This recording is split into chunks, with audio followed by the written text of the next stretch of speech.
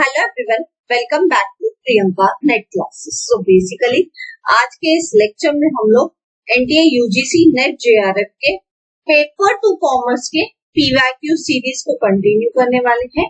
ये आपकी 1000 PYQ series है जिसमें मैं आपके साथ पेपर टू कॉमर्स के ही कौन से पीवाईक्यू डिस्कस कर रही हूँ 2020 से लेके, ठीक है, 2023 तक के मैं सारे के सारे पीवाईक्यू आपके साथ डिस्कस करने वाली हूँ। ठीक है, मैंने 2020 से शुरू किया, धीरे धीरे करके जैसे जैसे ये सीरीज आगे बढ़ती जाएगी वैसे वैसे ही हम 2023 तक भी कर पहुंच जाएंगे। ठीक है, सो ये इसका पार्ट नंबर 5 है। चलिए स्टार्ट करते हैं।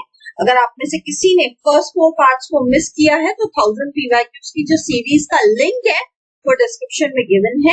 आप वहां से जाके फर्स्ट 4 पार्ट्स को कवर कर सकते हैं ताकि आपकी फर्स्ट 20 क्वेश्चंस वहां से कवर हो जाए। ठीक है, चलिए स्टार्ट करते हैं। आज का हमारा फर्स्ट क्वेश्चन और एक्चुअल में हमारा 21st क्वेश्चन। फर्स्ट 20 क्वेश्चंस कहाँ पे है? पार्ट 1 to 4 में है।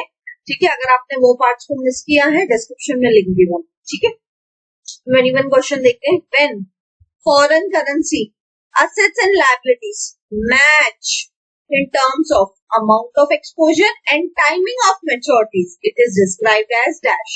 क्या बोलता है? जब भी आप क्या देखते हो, एक मैच देखते हो किसके बीच में? एक तरफ है अमाउंट ऑफ एक्सपोजर, ठीक है, और दूसरी तरफ क्या है? दूसरी तरफ है टाइम ऑफ मेच्योरिटी। ठीक है, दूसरी तरफ क्या है? Time of maturity. इन दोनों के बीच में आप क्या देख रहे हो? एक मैच देख रहे हो। इन दोनों के बीच में आप जब भी मैच देख पाते हो तो ऐसे टाइम में क्या हो जाता है? इसको हम किस टाइप का हेज बोलेंगे, वो हमसे पूछा गया है। तो सबसे पहले तो हमें पता होना चाहिए हेज होता क्या है ना। ये तो समझ में आ जाएगा, अब मीनिंग निकाल लेंगे तो, लेकिन पहले हेज का मीनिंग देख लेते हैं। हेज मतलब, hedge is nothing but to reduce risk.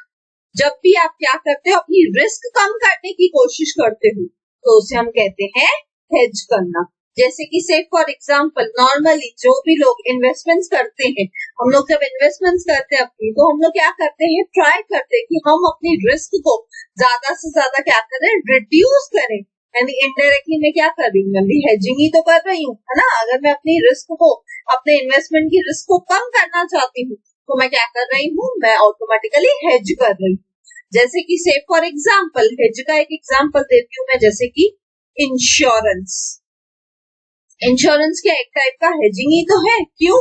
क्योंकि आप कुछ भी ऐसा जो फ्यूचर में शायद घट जाए, उस घटना के लिए आज से ही प्रिपेयर हो रहे हो, है ना। अपनी रिस्क को आज से ही कम कर रहे हो कि भाई अगर मैं कल को मर गया या मैं कल को मर गई, मेरे पीछे मेरी फैमिली को दिक्कत कम आए, उनको प्रॉब्लम कम आए, इसलिए आप क्या करते हो? आप लाइफ इंश्योरेंस ले लेते हो, है ना। या मे बी आप टर्म इंश्योरेंस करा लेते हो। तो ये क्या है? Insurance is again a type of hedging. एक एग्जांपल है हेजिंग का, जिसमें आप क्या कर रहे हो? इंश्योरेंस लेके अपनी रिस्क को कम कर रहे हो। ठीक है, आई होप हेज क्या है वो क्लियर है, हेजिंग या हेज क्या होता है वो क्लियर है। अब हम आते हैं हमारे क्वेश्चन पे। क्वेश्चन हमसे क्या पूछ रहा है? जब भी हम फॉरेन करेंसीज की बात करते हैं और आपकी फॉरेन करेंसीज में जो असेट्स और लायबिलिटीज है वो मैच होती है। जितनी आपकी असेट है उतनी ही आपकी लायबिलिटी है, ये दोनों मैच हो रही है। मैच कैसे हो रही है?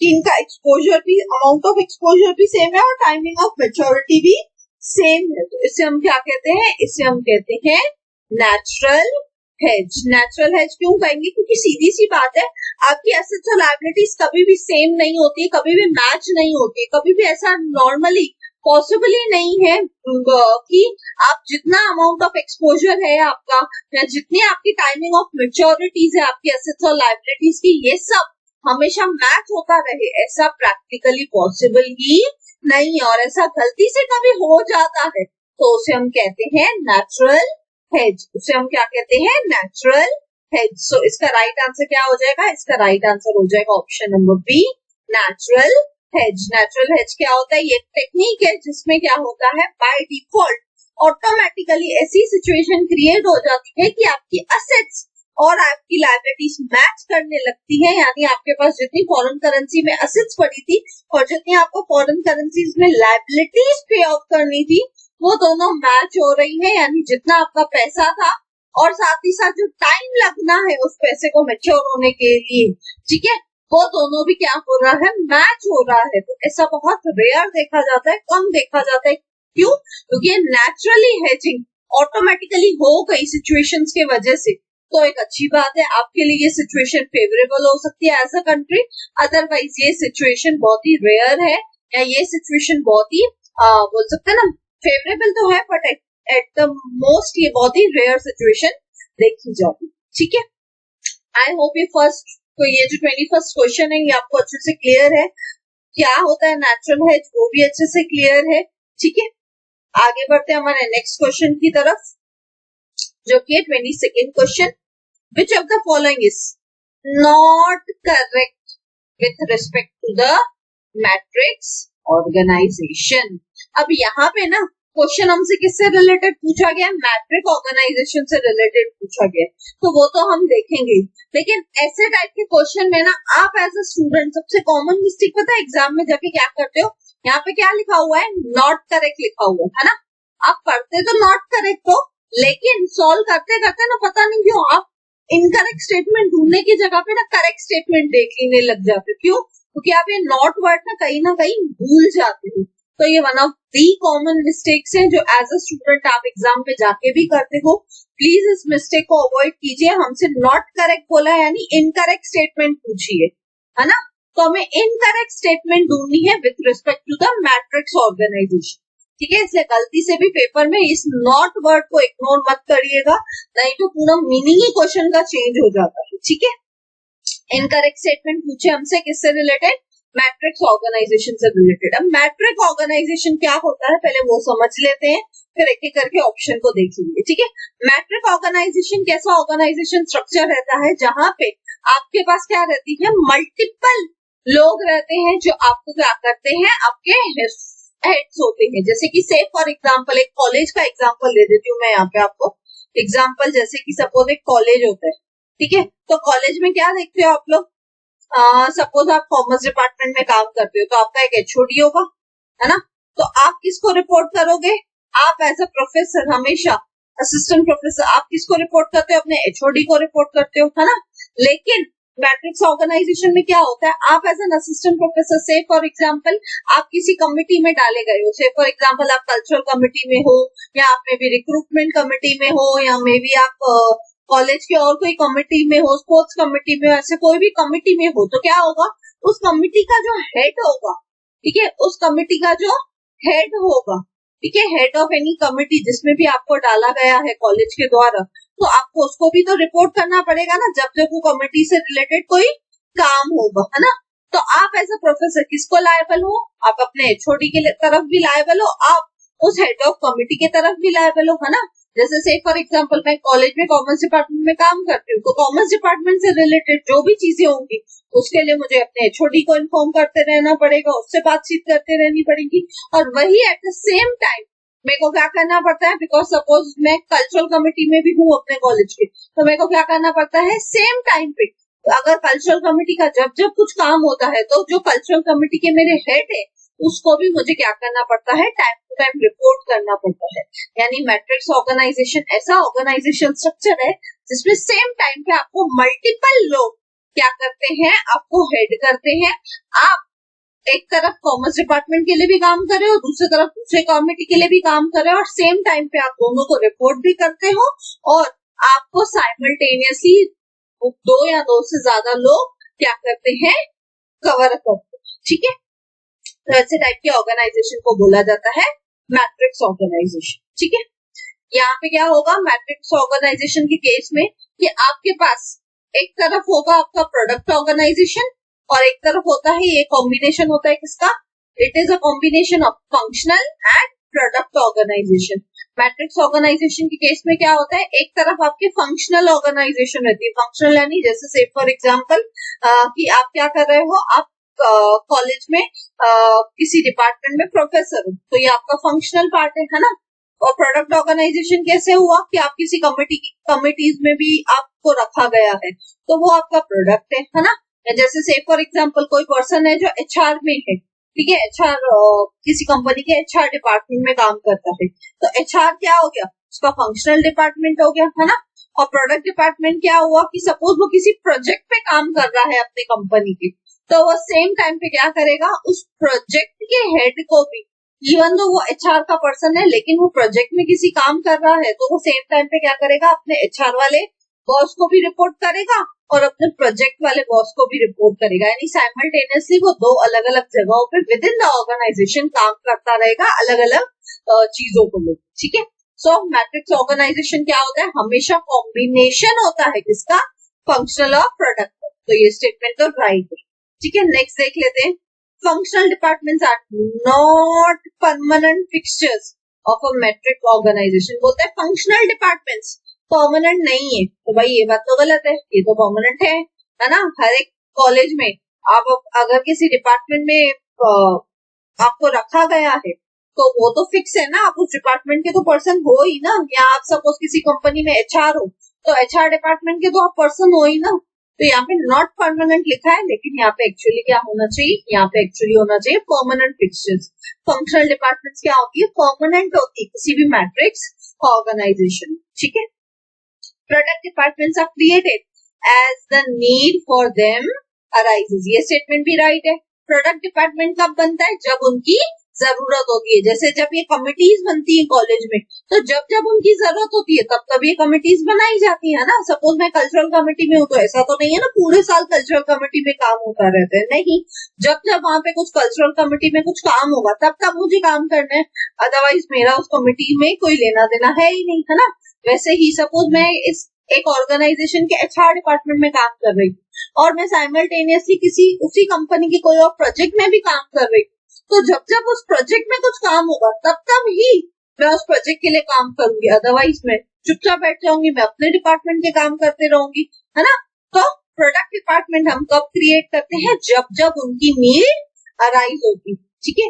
यानी एडिशनल आप याद रखिएगा, जो कमिटीज रहती है जिनमें आप कॉलेज के काम करते हो, वो जब आएंगी, जब उनकी जरूरत होगी तब आप उनमें काम करते हो, तब आप उनको देखते हो, अदरवाइज आप उनको नहीं देखते हो, ठीक है।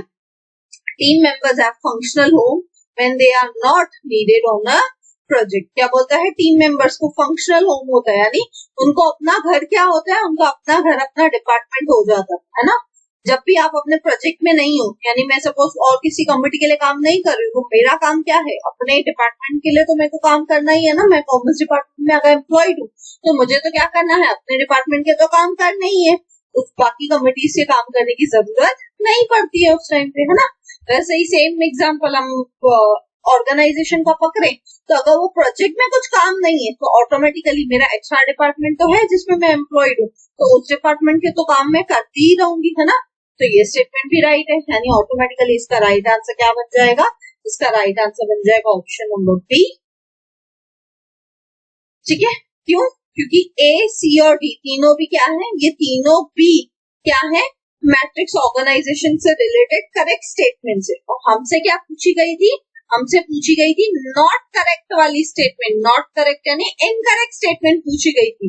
तो इनकरेक्ट स्टेटमेंट क्या है कि फंक्शनल डिपार्टमेंट्स आपके फिक्स नहीं होते हैं, परमानेंट नहीं होते हैं, ये गलत बात है। फंक्शनल डिपार्टमेंट्स आपके परमानेंट होते हैं। जैसे कॉलेज में कॉमर्स डिपार्टमेंट परमानेंट होगा, है ना, लेकिन एक कॉलेज में जो कमिटीज होती है, जो प्रोडक्ट डिपार्टमेंट होता है, वो कभी भी परमानेंट नहीं होता है ना। जो कमिटीज होती है वो किसी भी कॉलेज की परमानेंट नहीं होती है। कल्चरल कमेटी, ये कमेटी, वो कमेटी, वो जब जरूरत पड़ती है तब बनाते हैं, लेकिन फंक्शनल डिपार्टमेंट तो हर कॉलेज बनाता ही बनाता, ठीक है। आई होप आप इसको कॉलेज के एग्जाम्पल से याद रखेंगे, या मे बी जैसे मैंने वो ऑर्गेनाइजेशन का एग्जाम्पल दिया था एचआर डिपार्टमेंट का और एक प्रोजेक्ट का, उससे भी आप उसको याद रख सकते हैं, ठीक है। आई होप मैट्रिक्स ऑर्गेनाइजेशन क्या है ये क्लियर है। Matrix organisation is simply a combination of functional and product organisation, ठीक है। अगेन यहाँ पे भी वही एक्सप्लेन किया गया है। A matrix organisation is a work structure where team members report to multiple leaders. आप एज अ टीम मेंबर क्या करते हो, मल्टीपल लीडर्स को रिपोर्ट करते हो, है ना। जैसे से फॉर एग्जांपल मैं एक असिस्टेंट प्रोफेसर हूँ, ठीक है, तो मैं अपने कॉमर्स डिपार्टमेंट के हेड को भी रिपोर्ट करती हूँ, और सेम टाइम पे मैं किसको रिपोर्ट करती हूँ, मैं अपनी कमिटीज के हेड को भी रिपोर्ट करती हूँ, है ना। कमिटी के जो मेरे हेड रहेंगे उनको भी मैं क्या करती हूँ, सेम टाइम पे रिपोर्ट करती हूँ, है ना। तो ये क्या हुआ कि एग्जाम्पल हुआ मल्टीपल लीडर्स का, मेरे ऊपर मल्टीपल लीडर्स है और मेरे को उनको क्या करना है, उनके अंडर मल्टीपल लीडर्स के अंडर काम करते रहना है, उनको रिपोर्ट करते रहना है, ठीक है। अब इसमें कॉमर्स डिपार्टमेंट किसका एग्जाम्पल हुआ, फंक्शनल डिपार्टमेंट का, है ना। और कमिटीज क्या हुई, प्रोडक्ट डिपार्टमेंट हो गई। क्यों, क्योंकि ये जब जरूरत पड़ेगी तब बनाएंगे, नहीं पड़ेगी तो नहीं बनाएंगे। जब जरूरत पड़ेगी इनमें काम करेंगे, जब जरूरत नहीं पड़ेगी तो इनमें काम नहीं होगा कुछ भी, है ना। In a matrix organisation team members whether remote or in-house report to a project manager as well as their department head। मेरे को क्या करना है, अपने प्रोजेक्ट मैनेजर यानी ये कमिटीज वालों को भी रिपोर्ट करते रहना है और मेरा जो डिपार्टमेंट के हेड है उनको भी रिपोर्ट करते रहना है ना। This management structure can help your company create new products and services without realigning teams. इससे क्या होता है, एक ही पर्सन क्या करेगा, अलग अलग काम करता रहेगा और उसके लिए अलग अलग टीम्स बनाने की जरूरत नहीं है, अलग अलग टीम्स को मिक्स करने की जरूरत नहीं है। मैं असिस्टेंट प्रोफेसर हूँ कॉमर्स डिपार्टमेंट की, लेकिन साइमल्टेनियसली मेरा काम क्या है, मुझे कल्चरल कमेटी में डाला गया है, तो जब जब कल्चरल कमेटी का काम होगा तब तक मेरे को वो काम पे, वो प्रोजेक्ट पे भी काम करते रहना पड़ेगा, है ना। तो इसके लिए क्या हो जाता है, यहाँ पे आप नए नए प्रोडक्ट्स और सर्विसेज भी क्रिएट कर सकते हो और आपकी टीम जैसे बनी हुई थी ओरिजिनली आपके ऑर्गेनाइजेशन में वैसी की वैसी बनी रहती, ठीक है। आई होप मैट्रिक्स ऑर्गेनाइजेशन क्या है वो अच्छे से क्लियर। बढ़ते हैं आगे नेक्स्ट क्वेश्चन की तरफ। 23rd question, which of the following financial institutions got merged with their subsidiary। मर्ज क्या होता है, मर्ज मतलब सपोज एक कंपनी है ए, दूसरी कंपनी है बी, अब इन दोनों को मिला दिया और बन गई कंपनी ए बी, ठीक है। जैसे से फॉर एग्जांपल अब कुछ टाइम पहले बैंक्स मर्ज हुई थी, है ना। तो बैंक ऑफ बड़ौदा, ना, विजया बैंक और देना बैंक, है ना, ये तीनों मर्ज हुई थी। इन तीनों को मिला के किसके अंदर डाल दिया था, एक ही बैंक के अंदर डाल दिया था, बैंक ऑफ बड़ौदा के अंदर। तो जितने भी कस्टमर्स विजया बैंक के थे और देना बैंक के थे, वो दोनों के कस्टमर्स और एम्प्लॉय सब मिक्स होके किसमें आ गए, बैंक ऑफ बड़ौदा में आ गए, तो उसको हम बोलते हैं मर्ज हो, ठीक है। अब यहाँ पे क्वेश्चन हमसे क्या पूछता है, इनमें से कौन से फाइनेंशियल इंस्टीट्यूशन ऐसा था जो रिसेंटली मर्ज हुआ है विद देयर सब्सिडियरी। अब सब्सिडियरी क्या होता है, जैसे से फॉर एग्जांपल एक कंपनी है ए, ठीक है, वो उसके अंडर कुछ कंपनीज हैं, जैसे सपोज मैं बोलूं टाटा कंपनी, ठीक है, कंपनी नाम क्या है, यहाँ पे सपोज हम टाटा का एग्जांपल ले लेते हैं, थोड़ा इजी पड़ेगा, या रिलायंस का भी ले सकते हैं। टाटा कंपनी है तो टाटा कंपनी के पास टाटा पावर है ना, टाटा स्टील है ना, फिर टाटा के पास अपने टाटा मोटर्स भी तो है ना। तो ये क्या है, उसकी अलग अलग सब्सिडरीज है। मेन कंपनी क्या है, टाटा, उसके अंडर उसके पास अलग अलग सेक्टर्स में अलग अलग कंपनीज बनी हुई है। तो ये अलग अलग सेक्टर्स में जो अलग अलग कंपनीज है, ये क्या है, सब्सिडरी है, ये पार्ट है किसका, ओवरऑल टाटा ग्रुप का, तो इन्हें हम कहते हैं सब्सिडरीज, ठीक है। अब हमसे ना ये क्वेश्चन कहाँ से पूछा गया, ये क्वेश्चन कहीं ना कहीं मेरे हिसाब से बहुत ही डायरेक्ट क्वेश्चन है। और ये क्वेश्चन कहाँ से आया है, ये क्वेश्चन आपका करंट अफेयर से आया है। अगर ये उस साल के एग्जाम से पहले अगर आपने करंट अफेयर्स पढ़े होते तो आपको पता होता था इनमें से कौन सी बैंक मर्ज हुई है अपने सब्सिडियरी के साथ। तो इसका राइट आंसर क्या है, इसका राइट आंसर है आपका option number C 3 and 4। ICICI और आईडीबीआई बैंक दोनों मिलके मर्ज हुई है रिसेंटली, ठीक है। अब आप मेरे को कमेंट करके बताएंगे आईसीआईसीआई का फुल फॉर्म, ठीक है। कमेंट करके बताओ, अगर आपको नहीं पता है तो आप गूगल करके भी बता सकते हो, बट प्लीज आप मुझे कमेंट करके बताएंगे आईसीआईसीआई का फुल फॉर्म, ठीक है। आईडीबीआई का फुल फॉर्म भी आप मेरे को कमेंट में बताएंगे। इन दोनों का ही फुल फॉर्म आपका काम है, आप कमेंट में लिखिए ताकि आपको भी कहीं ना कहीं ध्यान पे रहे कि इनका फुल फॉर्म क्या है, क्योंकि पेपर में आपसे कहीं भी कुछ भी काम आ सकता है, छोटी से छोटी इंफॉर्मेशन भी आपके पेपर के लिए बहुत रेलेवेंट हो जाती है, ठीक है। आई होप ये क्वेश्चन क्लियर है, यहाँ पे कुछ ज्यादा एक्सप्लेन करने के लिए नहीं था, तो मैं उसलिए उतना डिटेल में नहीं गई हूँ। ये सिंपली क्वेश्चन करंट अफेयर से आया है, ठीक है। तो उस टाइम पे ये बैंक्स रिसेंटली मर्ज हुई थी, तो इसलिए ये क्वेश्चन डाला गया हूँ। ठीक है, बढ़ते हैं अगले क्वेश्चन की तरफ। 24th question, in which of the following price adjustment strategies a company reduces price to reward customers' responses such as volume purchases, paying early or promoting the product? क्या बोलता है, इनमें से ऐसी कौन सी प्राइसिंग स्ट्रेटजी है जिसमें आप क्या कर रहे हो, आप अपने प्राइस को कम कर रहे हो। आपका जो प्रोडक्ट का प्राइस है आप उसको क्या कर देते हो, आप उसको कम कर देते हो, ताकि आपका कस्टमर में भी वो क्या कर रहा है, वॉल्यूम में परचेज कर रहा है। वॉल्यूम में परचेज यानी बल्क में परचेज करना, वॉल्यूम में परचेज करना यानी बल्क में परचेज कर रहा है। अगर वो एक साथ बहुत ज्यादा क्वांटिटी में परचेज कर रहा है तो इसलिए आप अपना प्राइस कम कर रहे हो, या तो वो जल्दी पे कर रहा है। से फॉर एग्जाम्पल आप नॉर्मली आपका प्रोडक्ट के लिए वो आपको 10 दिन में पे कर सकता था, लेकिन वो क्या कर रहा है, आपको एक दिन में ही पे कर दे रहा है, तो इसलिए आप उसको डिस्काउंट दे रहे हो। या मे बी आप अपने प्रोडक्ट को प्रमोट करना चाहते हो, जैसे नई नई प्रोडक्ट्स आते हैं मार्केट में, तो हम क्या करते हैं, उस टाइम पे हम डिस्काउंट बहुत चलाते हैं उन प्रोडक्ट्स पे, है ना, क्यों, क्योंकि आपको अपने प्रोडक्ट को प्रमोट करना होता है। तो ऐसे टाइप की प्राइसिंग स्ट्रेटेजी को क्या बोलते हैं, ऐसे टाइप की प्राइसिंग स्ट्रेटेजी को बोलते हैं डिस्काउंट एंड अलाउंस प्राइसिंग। इसका राइट आंसर क्या हो जाएगा, इसका राइट आंसर हो जाएगा option number A, discount and allowance pricing. ये ऐसी प्राइसिंग स्ट्रेटेजी रहती है जहां पे आप अपने कस्टमर्स के लिए अपने प्राइस कम करते हो, क्यों, कि आप उनको डिस्काउंट दे रहे हो, बिकॉज या तो उन्होंने बल्क में परचेज किया है, या तो उन्होंने जल्दी पेमेंट कर दिया है, या तो आपको अपने प्रोडक्ट को प्रमोट करना है, इसकी वजह से आप क्या करते हो, डिस्काउंट दे रहे हो या कोई अलाउंस दे रहे हो अपने कस्टमर को। ठीक है, तो इसको हम बोलते हैं डिस्काउंट एंड अलाउंस प्राइसिंग। ठीक है, आई होप ये क्वेश्चन क्लियर है, इसका राइट आंसर क्लियर है, बट बाकी सारी जो तीनों प्राइसिंग स्ट्रेटेजी है ना, एक बार वो भी देख लीजिए।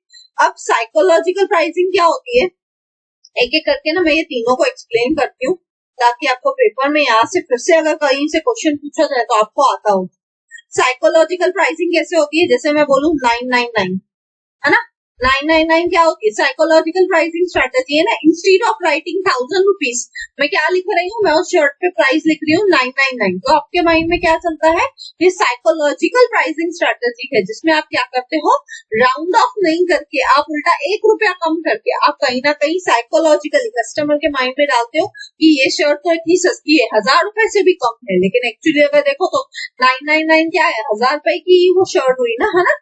तो ये क्या होती है, ये जो ऐसे टाइप की प्राइसिंग स्ट्रेटेजी होती है 999 या 99, ऐसे टाइप की जो प्राइसिंग स्ट्रेटेजी रहती है, या कोई कोई मोबाइल्स में भी रहते हैं 699, है ना, 6999, ऐसे करके जो प्राइसिंग स्ट्रेटेजीज रहती है, इनको हम बोलते हैं साइकोलॉजिकल प्राइसिंग। क्यों, क्योंकि यहाँ पे आप कस्टमर के माइंड में क्या करना चाहते हो, साइकोलॉजिकली उनको दिखाना चाहते हो कि हमारा प्रोडक्ट तो सस्ता है, जबकि वो होता नहीं है ना। नेक्स्ट होता है प्रमोशनल प्राइसिंग। प्रमोशनल प्राइसिंग यानी जैसे ड्यूरिंग फेस्टिवल्स आप क्या करते हो, फेस्टिवल्स के टाइम पे आप क्या करते हो, प्रमोशन प्राइसिंग चलाते हो, है ना।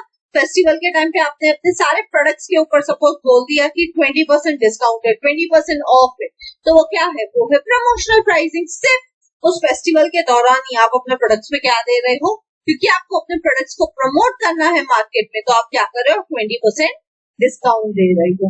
या मे बी से फॉर एग्जांपल आपके प्रोडक्ट न्यू लॉन्च है मार्केट में आपके प्रोडक्ट्स का, तो उस केस में भी आप क्या करते हो, आप प्रमोशनल प्राइसिंग का यूज करते हो, जिसके थ्रू आप क्या करते हो, स्टार्टिंग में ज्यादा से ज्यादा डिस्काउंट देते हो या ऑफर देते हो या कैशबैक देते हो, ताकि आपका प्रोडक्ट मार्केट में प्रमोट हो जाए। ठीक है, तो ऐसे टाइप की प्राइसिंग स्ट्रेटेजी को हम बोलते हैं promotional pricing. And last and final आ जाता है डायनामिक प्राइसिंग। डायनामिक प्राइसिंग क्या रहता है, जो चेंज होती रहती है। ये प्राइसिंग स्ट्रेटेजी कैसे रहती है, चेंज होती रहती है as per demand and supply, as per demand and supply.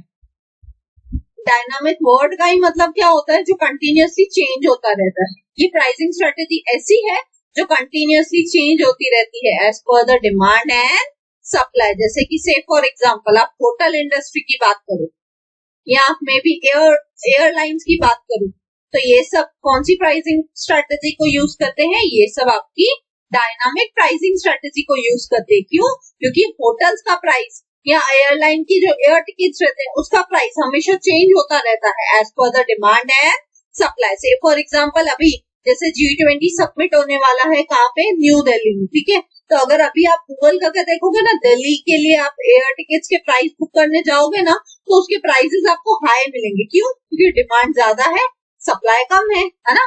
Demand फिलहाल क्या है? डिमांड आपकी ज्यादा है दिल्ली जाने वाले लोगों की, और सप्लाई तो कम ही है। लिमिटेड फ्लाइट्स है ना भाई, हर फ्लाइट में थोड़ी दिल्ली जाएंगे, लिमिटेड फ्लाइट्स है हमारे पास। तो ऑटोमेटिकली क्या हो जाएगा? आज के दिनों के हिसाब से, अभी के डेट के हिसाब से क्या हो जाएगा? प्राइस हाई हो जाएगा हमारा। क्यों?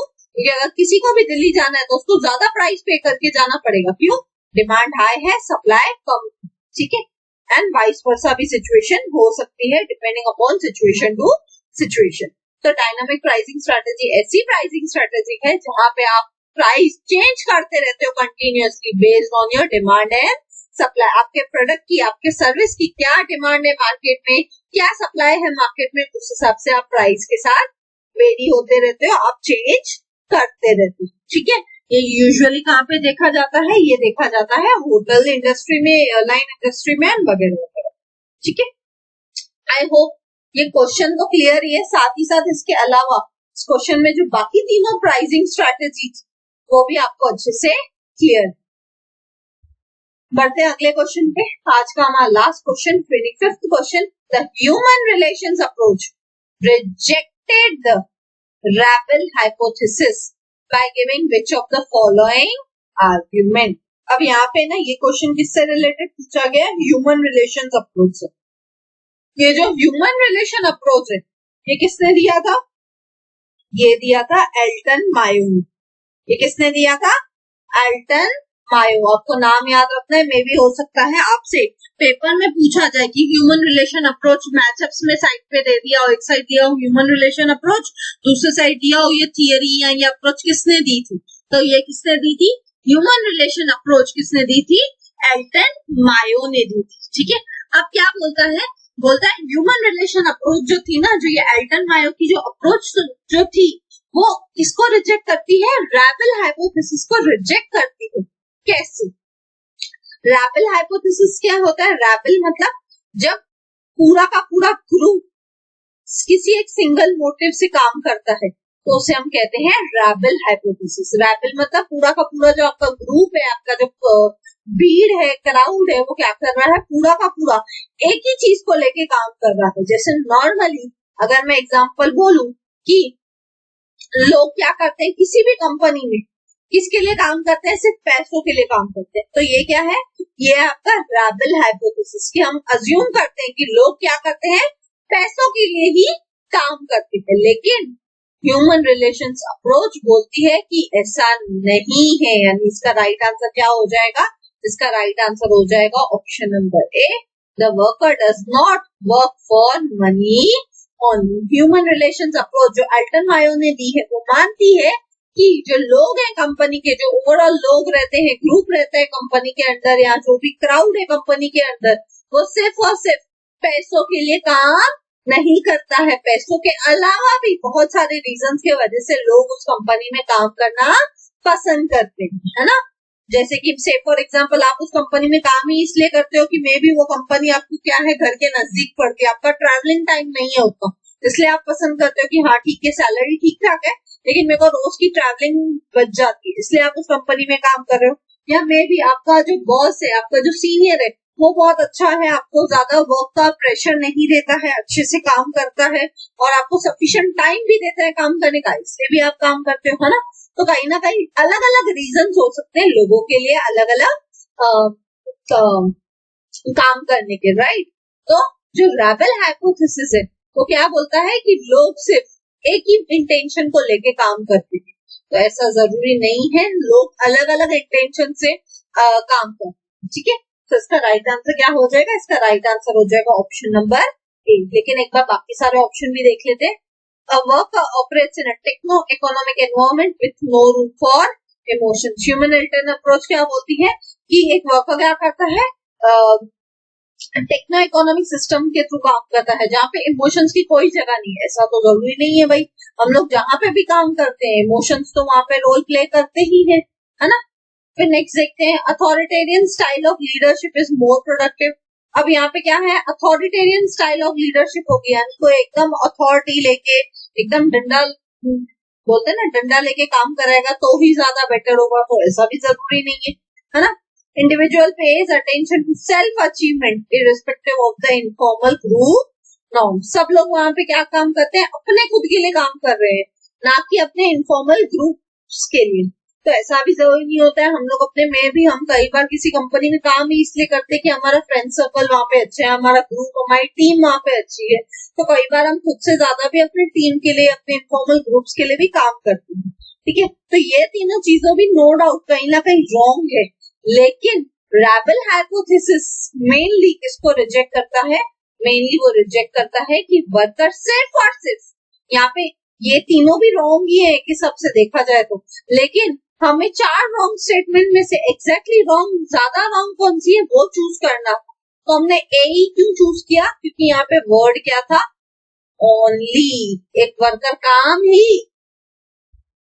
क्या बोलता है, the worker does not work for money only, कि वर्कर तो क्या है, सिर्फ पैसों के लिए काम नहीं करता। तो भाई ये तो स्टेटमेंट राइट है ना, वर्कर सिर्फ पैसों के लिए काम नहीं करता, पैसों के अलावा भी बाकी सारी चीजों के लिए भी काम करता है। जैसे उसके लिए इमोशंस भी जरूरी है, उसके लिए लीडरशिप स्टाइल भी जरूरी है, उसके लिए सेल्फ अचीवमेंट भी जरूरी है, ग्रुप्स की अचीवमेंट भी जरूरी है। तो ऐसा जरूरी नहीं होता है कि एक वर्कर सिर्फ और सिर्फ पैसों के लिए काम करे, पैसों के अलावा भी एक वर्कर और भी बहुत सारी चीजों के लिए काम करता है, ठीक है। वो तीनों स्टेटमेंट इस चीज को प्रूव कर रहे हैं, ठीक है।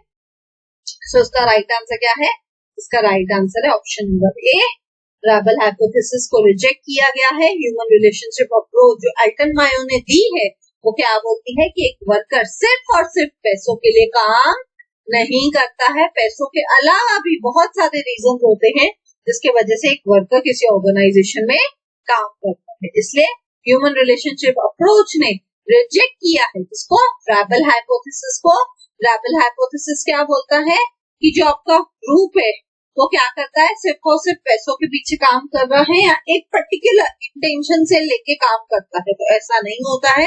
हम किसी भी ऑर्गेनाइजेशन में अगर काम करते हैं तो सिर्फ एक ही इंटेंशन या एक ही रीजन की वजह से नहीं काम करते हैं, वहां पे मल्टीपल फैक्टर्स आ जाते हैं जिसके वजह से हम वहां पे काम करना पसंद करते हैं या नहीं करते, ठीक है। आई होप ये क्वेश्चन क्लियर है। रैबल हाइपोथेसिस क्या है, ह्यूमन रिलेशंस अप्रोच क्या है, और ये सारे ऑप्शन भी आपको क्लियर है, राइट।